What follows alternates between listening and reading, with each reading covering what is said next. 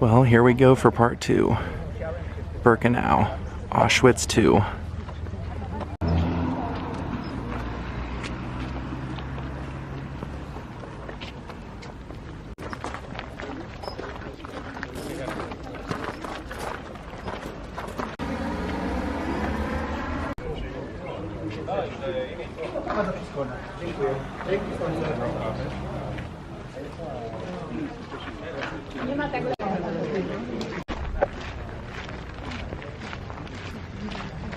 Think of how many people would have walked this. And if you look past the barbed wire, you can see the remnants of some brick. Those are all buildings that they blew up.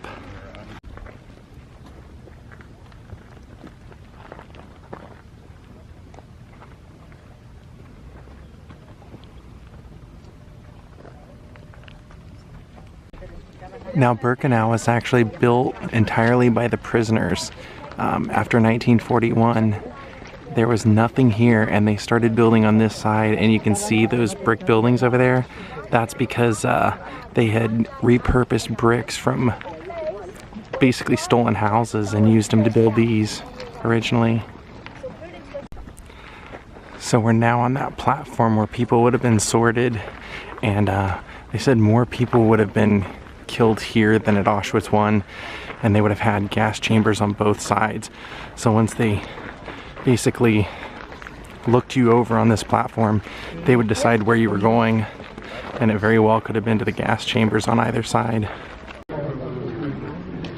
Now here's a cattle car that would have been used to transport people from wherever they were bringing them from, and you can tell they have no windows because they didn't want people to know where they were going.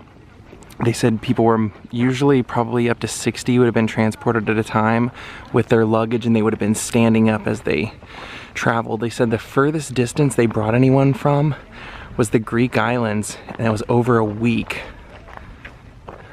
So as we walked down to where the gas chambers were, on the right was the men's side, and on the left was the women's. And the walk to the gas chambers from here, where you would have been divided, was a 10-minute walk to see all of Auschwitz on both sides and know that you were gonna die.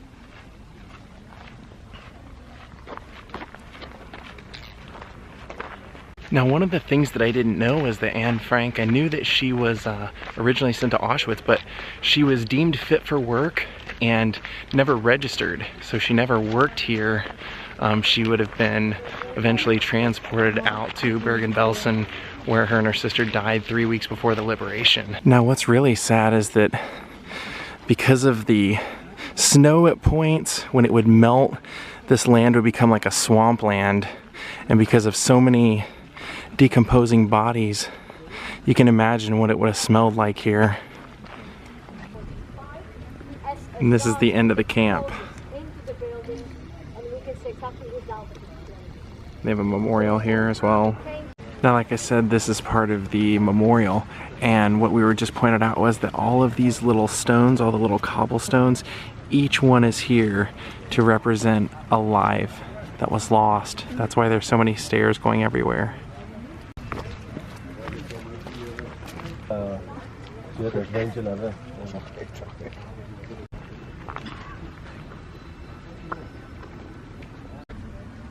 at the relics left.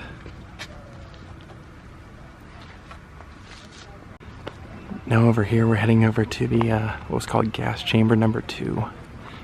The ruins of it anyway.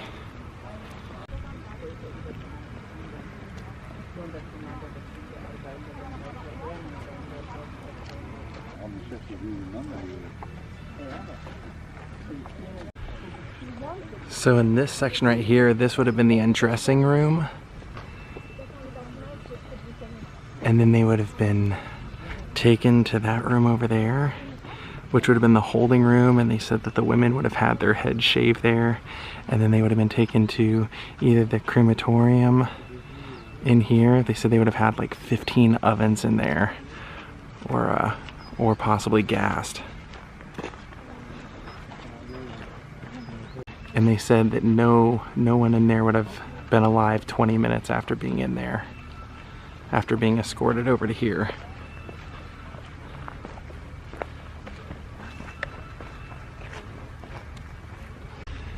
And they said that after the war was over, in the drainage system right on the other side of here, they found a lot of the ashes in there still.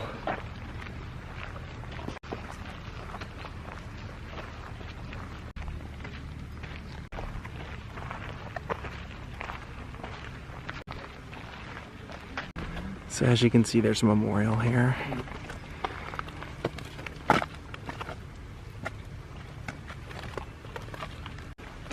So we're now heading into the women's camp, and they said in the wooden buildings up here they would have housed up to 400 women at a time.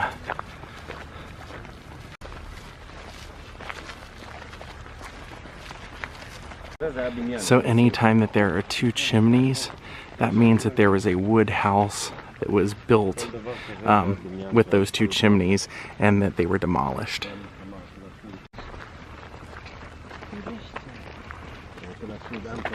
You know what's really sad is that they said many of the people that were in here that survived said that they wish they would have just died in the cattle car because they lost all of their family and everything that they ever believed in. They basically were being turned back out into the world with no hope, no belief in man, just no will to live. Birkenau, or Auschwitz II, is huge. I mean, this place is absolutely gigantic. Which basically means lots of room for lots of people, sadly. And to think, completely 100% built by prisoners here. If you look right here under that little awning, you can see there's like a little like coach or wagon of some sort. And here we're about to pass through the divider here again into another part of the camp.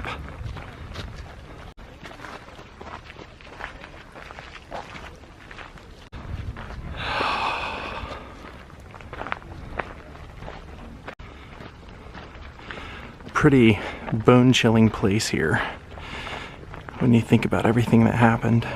Now I do believe they have a few of the, like maybe 2 of the wooden houses left, so I think that's what we're gonna see now. I want to see what this memorial is. There are a lot of stones on top. Memorial for the camp.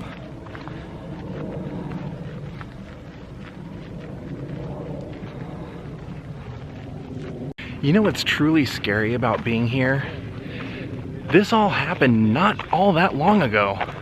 We're talking the early 1940s. I mean, this isn't like the 1200s or the 1100s or anything. This is pretty recent history that this managed to accumulate and this kind of destruction and murder happened. Almost unbelievable. There's one of the wood.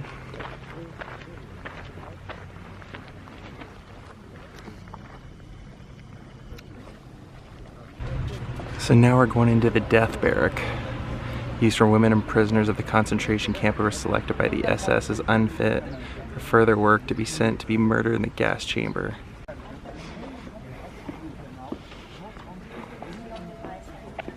So these are the buildings for the death camp. And they said there were 2 rooms in there, one for a blockmaster and one for bread, but if you were here they considered you pretty much dead already, so you didn't get fed. So we're gonna go see the bunks. They would have had 7 women per bunk. And this building is not changed.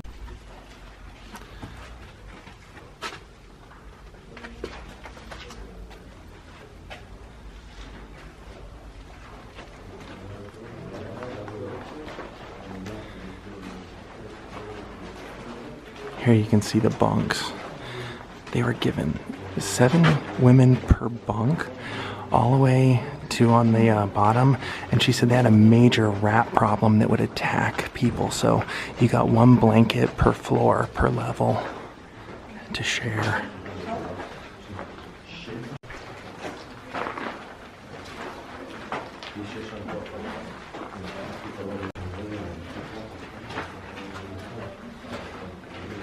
God, can you imagine?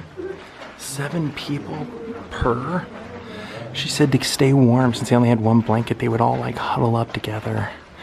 And you gotta remember, since they were here, they knew that they were gonna die. They were just waiting for room in the gas chamber to open up.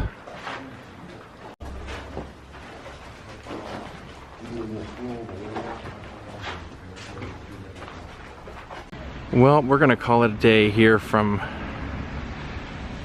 Auschwitz 2.